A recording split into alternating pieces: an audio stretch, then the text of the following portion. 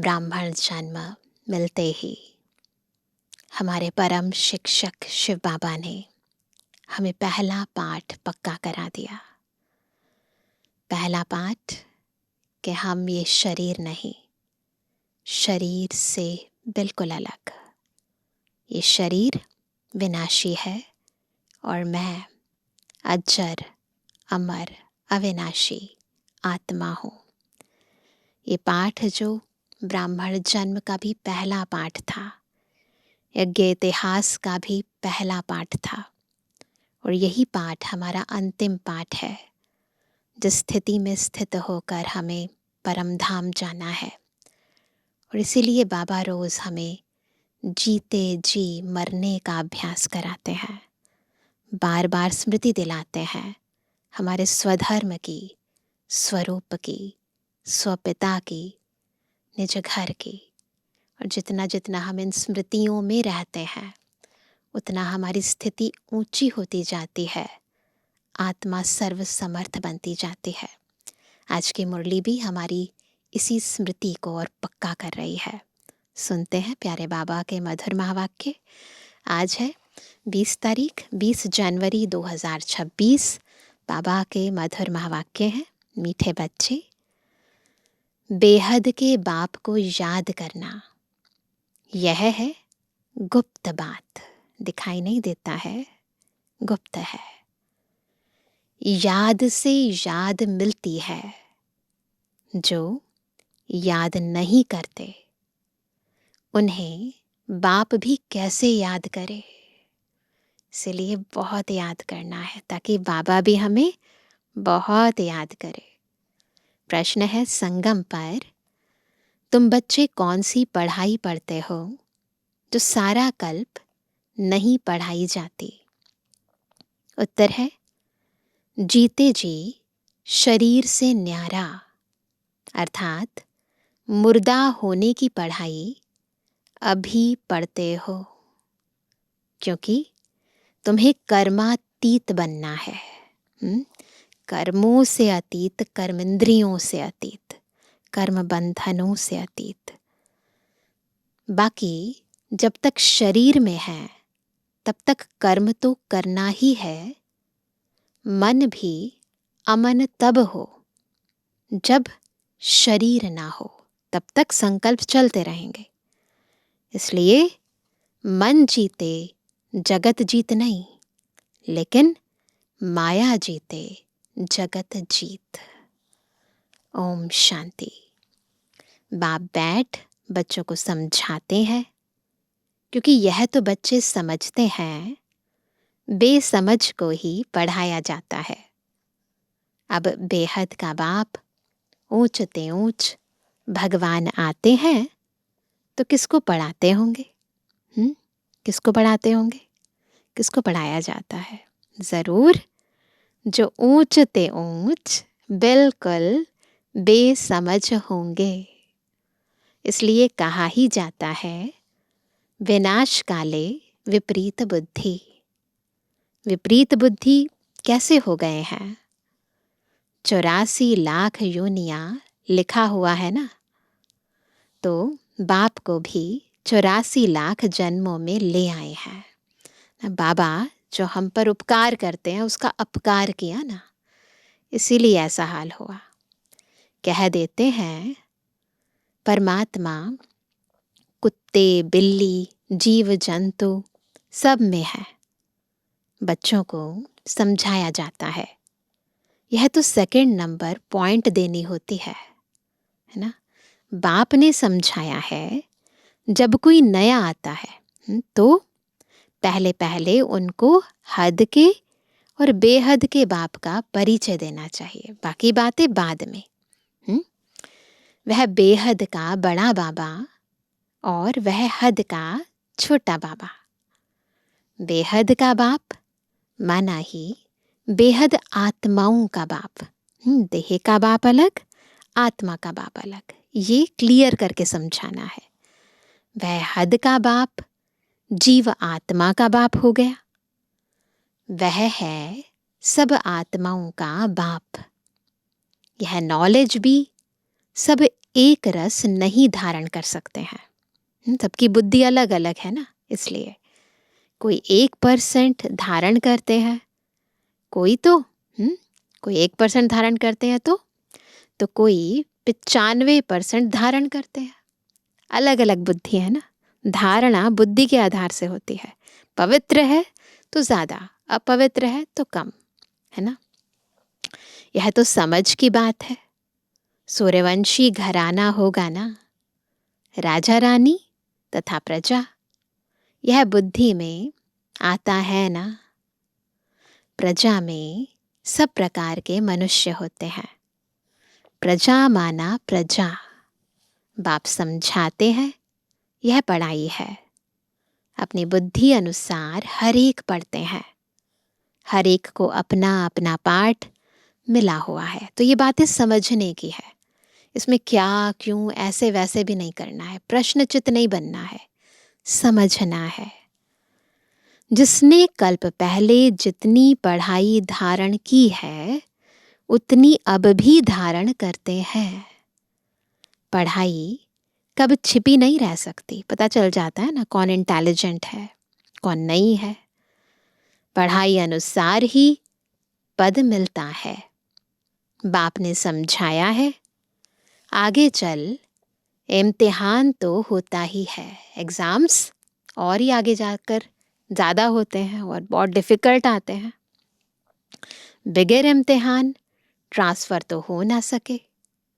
पिछाड़ी में सब मालूम पड़ेगा, बल्कि अभी भी समझ सकते हैं। चाल चलन रहन सहन से पता चल जाता है ना कि किस पद के हम लायक हैं। भल लज्जा के मारे सबके साथ साथ हाथ उठा देते हैं। जब बाबा पूछते हैं ना क्या बनेंगे लक्ष्मी नारायण राम सीता, तो उठा देते हैं कि हम भी बनेंगे। दिल में समझते भी हैं हम यह कैसे बन सकेंगे, तो भी हाथ उठा देते हैं। समझते हुए भी फिर हाथ उठा लेना, यह भी अज्ञान कहेंगे। कितना अज्ञान है। बाप तो झट समझ जाते हैं। इससे तो उन स्टूडेंट्स में अक्ल होता है। उन्हें पता होता है हमने कितनी पढ़ाई की है तो कितने % मार्क्स आ सकते हैं। वह समझते हैं हम स्कॉलरशिप लेने के लायक नहीं हैं, पास नहीं होऊंगा। इससे तो वह अज्ञानी अच्छे जो समझते हैं टीचर जो पढ़ाते हैं उसमें हम कितने मार्क्स लेंगे। ऐसे थोड़ी कहेंगे हम पास विद ऑनर होंगे। पता चल जाता है ना हर एक को। तो सिद्ध होता है यहाँ इतनी भी बुद्धि नहीं है। क्या कारण है? देह अभिमान बहुत है। जब तुम आए हो यह यानी लक्ष्मी नारायण बनने, तो चलन बड़ी अच्छी चाहिए, है ना। बाप कहते हैं कोई तो विनाश काले विपरीत बुद्धि है। पता भी है क्या टाइम चल रहा है, फिर भी बुद्धि कैसी है, विपरीत। क्योंकि कायदे सिर बाप से प्रीत नहीं है, तो क्या हाल होगा, ऊंच पद पा नहीं सकेंगे।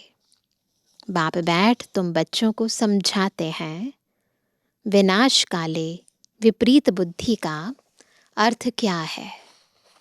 बच्चे ही पूरा नहीं समझ सकते तो फिर और क्या समझेंगे।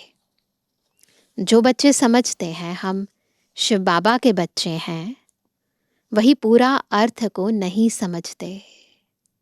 बाप को याद करना यह तो है गुप्त बात। पढ़ाई तो गुप्त नहीं है ना। पढ़ाई में नंबरवार है। सब एक जैसा थोड़ी पढ़ेंगे। बाप तो समझते हैं यह अभी बेबीज हैं। देखते हैं ना बाप बच्चों को, बाबा तो कहते अभी तो बच्चे हैं, अभी बेबीज हैं। ऐसे बेहद के बाप को 3-3 4-4 मास याद भी नहीं करते हैं। मालूम कैसे पड़े कि याद करते हैं, जबकि उनकी चिट्ठी आए। साकार बाबा की बातें हैं। फिर उस चिट्ठी में सर्विस समाचार भी हो कि यह सर्विस करता हूँ, है ना। बाबा यही नहीं चाहते कि चिट्ठी लिखो, परंतु चिट्ठी में ये भी लिखो कि क्या क्या सेवाएं की। तो बाबा कहते हैं फिर उस चिट्ठी में सर्विस समाचार भी हो कि यह रूहानी सर्विस करता हूँ। सबूत चाहिए ना कि बाबा से प्रीत है। ऐसे तो देह अभिमानी होते हैं जो ना तो कभी याद करते हैं न सर्विस का सबूत दिखाते हैं। कोई तो समाचार लिखते हैं, बाबा फलाने फलाने आए, उनको यह समझाया, तो बाप भी समझते हैं बच्चा जिंदा है। सर्विस समाचार ठीक देते हैं, इसलिए बाबा को समाचार देना है ना। अभी साकार नहीं है तो क्या हुआ, दे सकते हैं ना बाबा को समाचार। पोता मेल रोज लिख सकते हैं, क्या क्या सेवाएं करते हैं। कोई तो 3-4 मास पत्र नहीं लिखते, कोई समाचार नहीं तो समझेंगे मर गया या बीमार है। बीमार मनुष्य लिख नहीं सकते हैं। यह भी कोई लिखते हैं, हमारी तबीयत ठीक नहीं थी इसलिए पत्र नहीं लिखा। एक है शारीरिक रोग, एक है मानसिक रोग, दोनों तरह के रोग होते हैं ना। कोई तो समाचार ही नहीं देते, ना बीमार है, दे अभिमान है ना। समाचार नहीं देते, बाबा को नहीं बताते, बाबा कहते दे अभिमान है। फिर बाप भी याद किसको करे, याद से याद मिलती है, परंतु दे अभिमान है। बाप आकर समझाते हैं, मुझे सर्वव्यापी कह 84 लाख से भी जास्ती योनियों में ले जाते हैं। मनुष्यों को कहा जाता है पत्थर बुद्धि। भगवान के लिए तो फिर कह देते पत्थर भित्तर के अंदर विराजमान है। यह तो बेहद की गालियां हुई ना। बता रहे हैं बाबा, यह है पत्थर बुद्धि मनुष्यों की। इसलिए बाप कहते हैं मेरी कितनी ग्लानि करते हैं। अभी तुम तो नंबरवार समझ गए हो। भक्ति मार्ग में गाते भी हैं, आप आएंगे तो हम वारी जाएंगे, आपको वारिस बनाएंगे। यह वारिस बनाते हैं जो कहते हैं पत्थर ठिक्कर में हो। अब कहते ये वारिस बनाते हैं। इसे वारिस बनाना तो नहीं हुआ ना, ये तो उल्टा बाबा का अपमान करना हुआ। कितनी ग्लानि करते हैं। तब बाप कहते हैं यदा यदा ही धर्मस्य। अभी तुम बच्चे बाप को जानते हो तो बाप की कितनी महिमा करते हो। जान गए हैं ना। कोई महिमा तो क्या, कभी याद कर दो, अक्षर भी नहीं लिखते, है ना। बाबा कहते हैं कोई महिमा तो क्या, कभी याद कर दो, अक्षर लिखते भी नहीं, दे अभिमानी बन पड़ते हैं। ऐसे ऐसे अलग अलग तरह के बाबा के बच्चे हैं। बाबा क्या चाहते हैं, बच्चे प्रीत बुद्धि बने, बाबा को याद करें, है ना। और याद करेंगे तो कमाई किसकी होगी, पावन कौन बनेगा, हम ही बनेंगे ना। तो बाबा हमारे प्रति शुभ भावना रखते हुए कहते हैं। तो वह कहते हैं अलग अलग तरह के बच्चे हैं। कोई महिमा तो लिखते नहीं है, याद भी नहीं करते हैं, दे अभिमानी बन पड़ते हैं। तुम बच्चे समझते हो हमको बाप मिला है, हमारा बाप हमको पढ़ाते हैं। भगवानुवाच है ना, मैं तुमको राजयोग सिखाता हूँ। विश्व की राजाई कैसे प्राप्त हो उसके लिए राजयोग सिखाता हूँ। हम विश्व की बादशाही लेने लिए बेहद के बाप से पढ़ते हैं। यह नशा हो तो अपार खुशी आ जाए। भल गीता भी पढ़ते हैं, परंतु जैसे ऑर्डिनरी किताब पढ़ते हैं वैसे पढ़ते हैं, सीरियस नहीं है। लेकिन गीता पढ़ने व सुनाने वालों में इतनी खुशी नहीं रहती। गीता पढ़कर पूरी की और गया धंधे में, है ना। वो रियलाइजेशन नहीं है, आत्मिक अनुभूति नहीं है। तुमको तो अभी बुद्धि में है, बेहद का बाप हमको पढ़ाते हैं। हम सुन रहे हैं सच्ची सच्ची गीता। और कोई की बुद्धि में यह नहीं आएगा कि हमको भगवान पढ़ाते हैं। तो पहले पहले कोई भी आवे तो उनको दो बाप की थ्योरी समझानी है। बोलो, भारत स्वर्ग था ना, अभी नर्क है।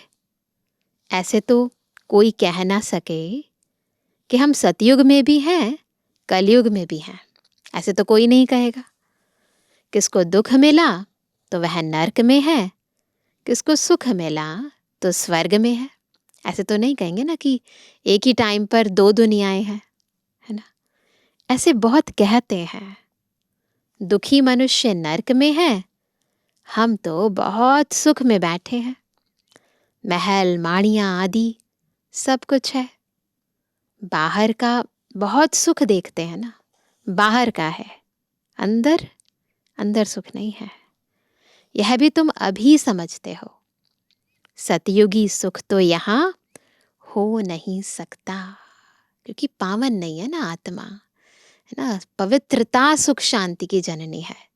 तो जब तक पवित्र नहीं है आत्मा, तब तक तन का, मन का, धन का, जन का, संबंध का कोई ना कोई रोग, कोई ना कोई दुख लगा ही हुआ है। तो तब तक सुख नहीं हो सकता। ऐसे भी नहीं गोल्डन एज को आयरन एज कहो अथवा आयरन एज को गोल्डन एज कहो, एक ही बात है। ऐसे समझने वाले को भी अज्ञानी कहेंगे। तो पहले पहले बाप की थ्योरी बतानी है। बाप ही अपनी पहचान देते हैं, और तो कोई जानते नहीं। कह देते परमात्मा सर्वव्यापी है। अभी तुम चित्र में दिखाते हो, आत्मा और परमात्मा का रूप तो एक ही है। चित्र में दिखाते हैं ना, वह भी आत्मा है, परंतु उनको परम आत्मा कहा जाता है। बाप बैठ समझाते हैं मैं कैसे आता हूँ।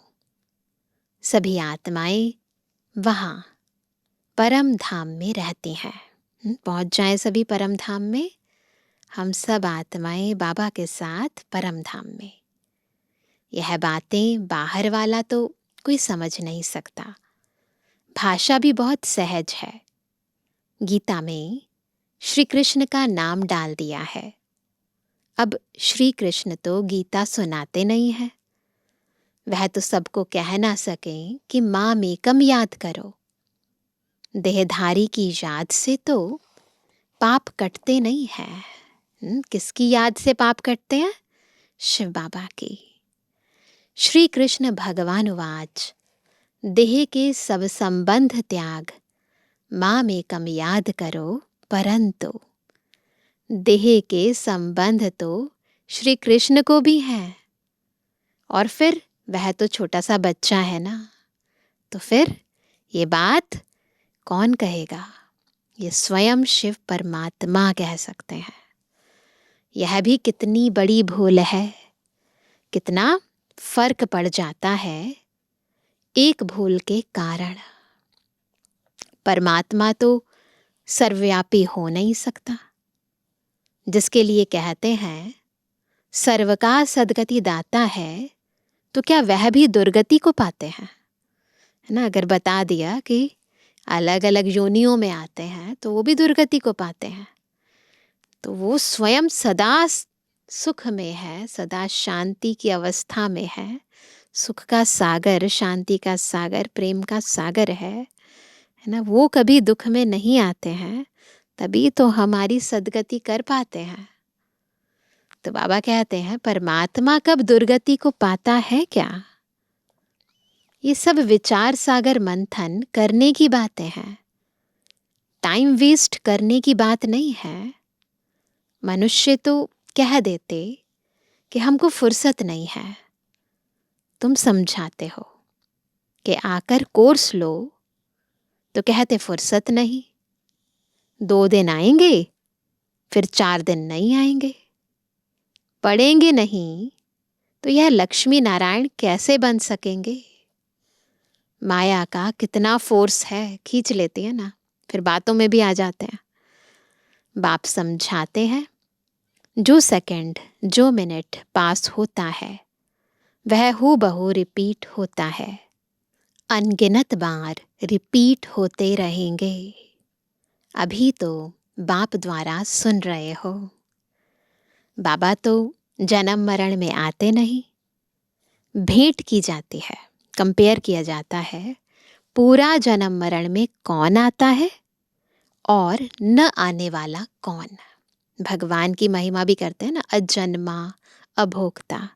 तो कंपेयर करो, सिर्फ एक ही बाप है जो जन्म मरण में नहीं आता है, बाकी तो सब आते हैं। इसलिए चित्र भी दिखाया है, ब्रह्मा और विष्णु दोनों जन्म मरण में आते हैं। ब्रह्मा सो विष्णु, विष्णु सो ब्रह्मा पार्ट में आते जाते हैं, एंड हो न सके, अनादि ड्रामा है। यह चित्र फिर भी आकर सब देखेंगे और समझेंगे। बहुत सहज समझ की बात है, बुद्धि में आना चाहिए। हम सो ब्राह्मण हैं, फिर हम सो क्षत्रिय वैश्य शूद्र बनेंगे। फिर बाप आएंगे तो हम सो ब्राह्मण बन जाएंगे।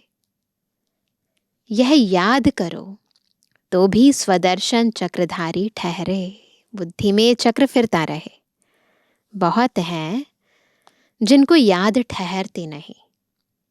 तुम ब्राह्मण ही स्वदर्शन चक्रधारी बनते हो, देवताएं नहीं बनते हैं। यह नॉलेज कि चक्र कैसे फिरता है, इस नॉलेज को पाने से वह यह देवता बने हैं।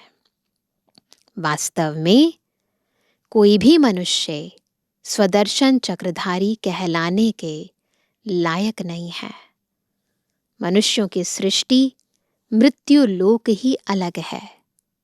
जैसे भारतवासियों की रस्म रिवाज अलग है, सबका अलग अलग होता है। देवताओं की रस्म रिवाज अलग है, मृत्यु लोक के मनुष्यों की रस्म रिवाज अलग। रात दिन का फर्क है, इसलिए सब कहते हैं हम पतित हैं और हमें क्या बनना है, पावन बनना है। तो कंट्रास्ट है। हे भगवान, हम सब पतित दुनिया के रहने वालों को पावन बनाओ। इसीलिए तो बुलाते हैं उसे, है ना, कि हम पतित बन गए हैं, अब पावन बनाओ। तुम्हारी बुद्धि में है पावन दुनिया आज से 5000 वर्ष पहले थी, जिसको सतयुग कहा जाता है। त्रेता को नहीं कहेंगे। बाबा ने समझाया है, क्या समझाया है?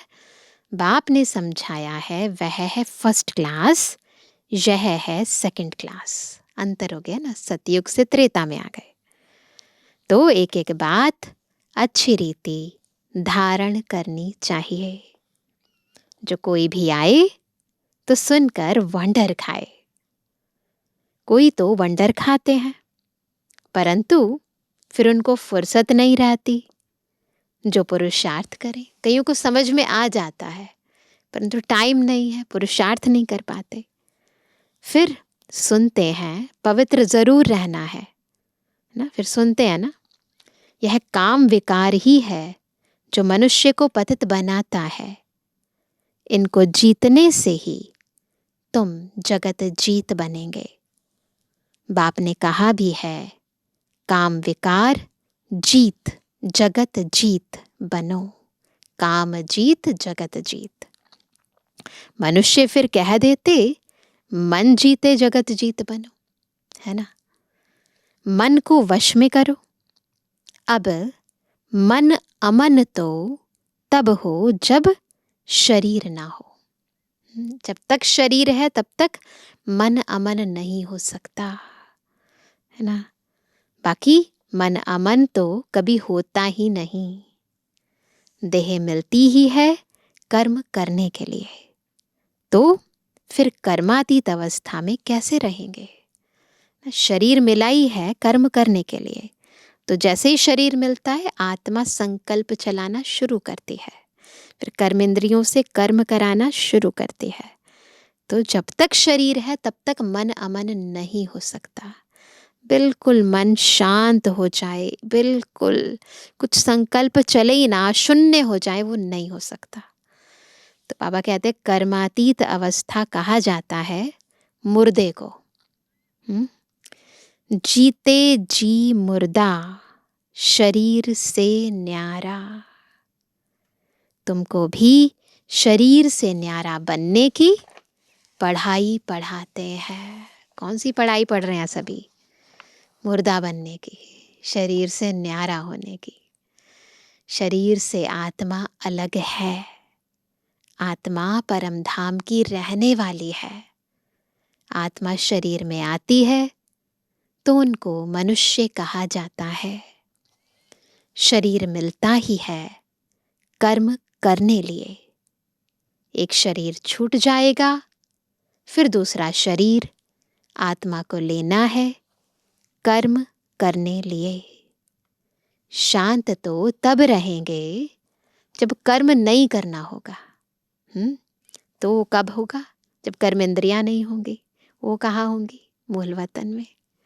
तो मूल वतन में कर्म होता नहीं। सृष्टि का चक्र यहाँ फिरता है। बाप को और सृष्टि चक्र को जानना है। इसको ही नॉलेज कहा जाता है।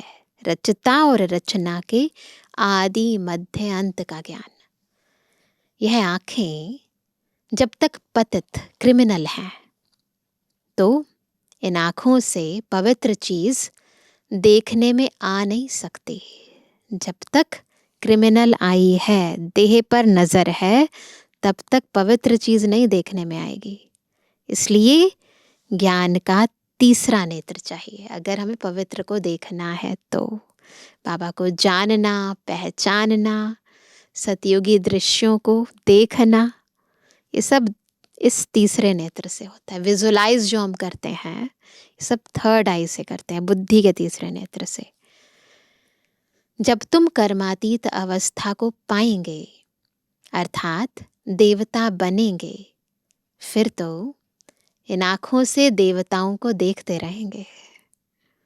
बाकी इस शरीर में इन आँखों से श्री कृष्ण को देख नहीं सकते। बाकी साक्षात्कार किया तो उससे कुछ मिलता थोड़ी है। अल्पकाल के लिए खुशी रहती है, कामना पूरी हो जाती है। ड्रामा में साक्षात्कार का भी नोंद है।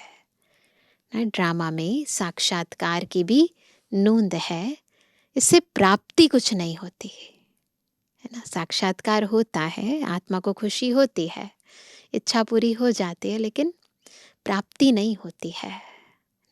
अच्छा मीठे किसी के लिए जवानी बच्चों पितृवानी बाप दादा का दिल जान सको प्रेम से नंबरवार प्रसाद अनुसार यादगार और रूहानी बच्चों की रूहानी बाप दादा को गुड मॉर्निंग, नमस्ते नमस्ते नमस्ते। धारणा के लिए मुख्य सार पहला, शरीर से न्यारी आत्मा हूँ।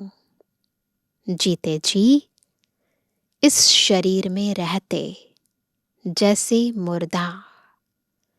इस स्थिति के अभ्यास से कर्मातीत अवस्था बनानी है। बार बार इसका अभ्यास करना है। डिटैच, बिल्कुल अलग। मैं आत्मा अलग, शरीर अलग। दूसरा, सर्विस का सबूत देना है। देहभान को छोड़ अपना सच्चा सच्चा समाचार देना है। पास विद ऑनर होने का पुरुषार्थ करना है। वरदान है, अपने शांत स्वरूप स्टेज द्वारा शांति की किरणें फैलाने वाले मास्टर शांति सागर भव। कैसे बनेंगे मास्टर शांति सागर? जब शांत स्वरूप स्टेज से चारों ओर शांति की किरणें फैलाएंगे। वर्तमान समय विश्व के मेजॉरिटी आत्माओं को सबसे ज्यादा आवश्यकता है सच्चे शांति की। अशांति के अनेक कारण दिन प्रतिदिन बढ़ रहे हैं और बढ़ते जाएंगे। अगर स्वयं अशांत नहीं भी होंगे तो औरों के अशांति का वायुमंडल, वातावरण शांत अवस्था में बैठने नहीं देगा। अशांति के तनाव का अनुभव बढ़ेगा। ऐसे समय पर आप मास्टर शांति के सागर बच्चे अशांति के संकल्पों को मर्ज कर विशेष शांति के वाइब्रेशन फैलाओ। ये विशेष अभ्यास करना है और आत्माओं को सकाश देना है। स्लोगन है, बाप के सर्वगुणों का अनुभव करने के लिए सदा ज्ञान सूर्य के सम्मुख रहो। आज का अव्यक्त इशारा, इस अव्यक्ति मास में बंधन मुक्त रहे जीवन मुक्त स्थिति का अनुभव करो। अभी समय की बचत, संकल्पों की बचत, शक्ति की बचत की योजना बनाकर, 3 बचत, समय की बचत, संकल्पों की बचत, शक्ति के बचत की योजना बनाकर बिंदु रूप स्थिति का अभ्यास बढ़ाओ। कौन सी स्थिति? बिंदी रूप, बिल्कुल पॉइंट ऑफ लाइट मैं आत्मा हूं। बिंदी रूप की स्थिति को बढ़ाओ। जितना बिंदी रूप की स्थिति होगी उतना कोई भी इविल स्पिरिट व इविल संस्कार का फोर्स आप लोगों पर वार नहीं करेगा। कौन सा अभ्यास करना है? बिंदी रूप का अभ्यास। आप भी उनसे मुक्त रहेंगे और आपका शक्ति रूप उन्हों को भी मुक्त करेगा।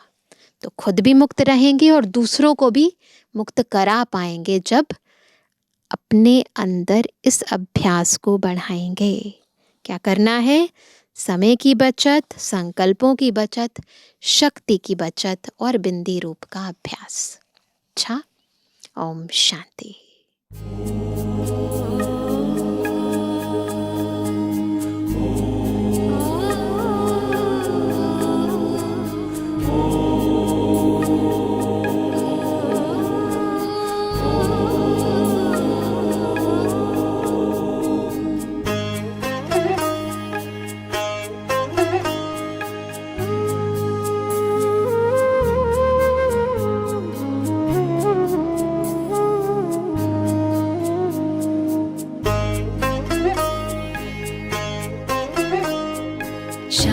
स्वरूप, शक्ति स्वरूप, प्रेम स्वरूप मैं आत्मा हूँ। पवित्र स्वरूप, सुख स्वरूप, आनंद रूप मैं आत्मा हूँ, आत्मा हूँ। निराकार की मैं पहचान, बिंदु स्वरूप मैं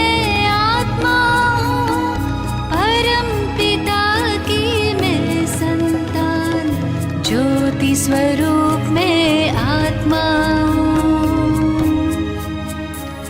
शांत स्वरूप, शक्ति स्वरूप, प्रेम स्वरूप में आत्मा हूँ।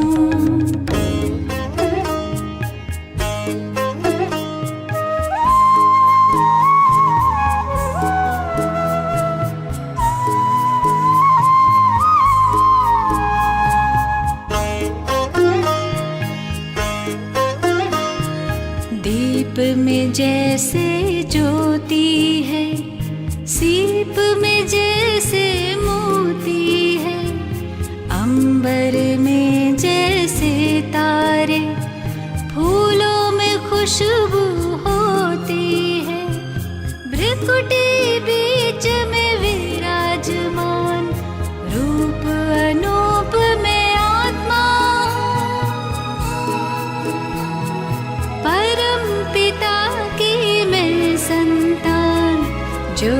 स्वरूप में आत्मा हूँ। शांत स्वरूप, शक्ति स्वरूप, प्रेम स्वरूप में आत्मा हूँ।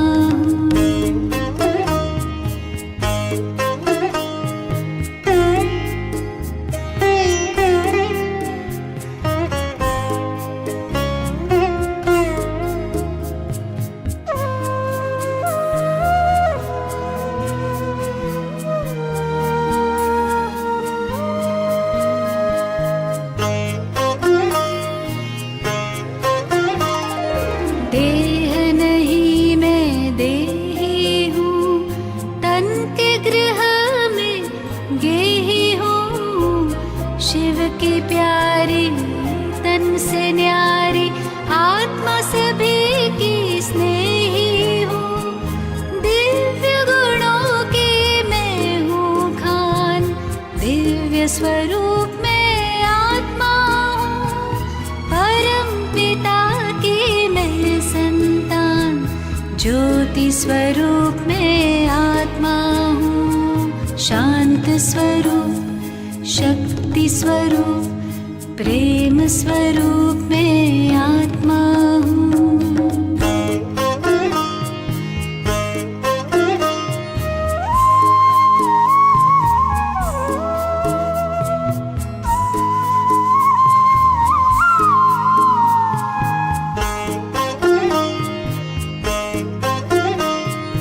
ब्रह्म से मैं अवतार लिए, देह का मैं आधार लिए। सृष्टि मंच पर अभिनय करती मैंने जन्म कई बार लिए। साथी मेरा सर्वशक्तिमान, ज्ञान स्वरूप में आत्मा हूँ। परम पिता की मैं संतान, ज्योति स्वरूप में आत्मा हूँ। शांत स्वरूप, शक्ति स्वरूप, प्रेम स्वरूप में आत्मा हूँ। पवित्र स्वरूप, सुख स्वरूप, आनंद रूप में आत्मा हूँ, आत्मा हूँ। शांत स्वरूप, शक्ति स्वरूप, प्रेम स्वरूप में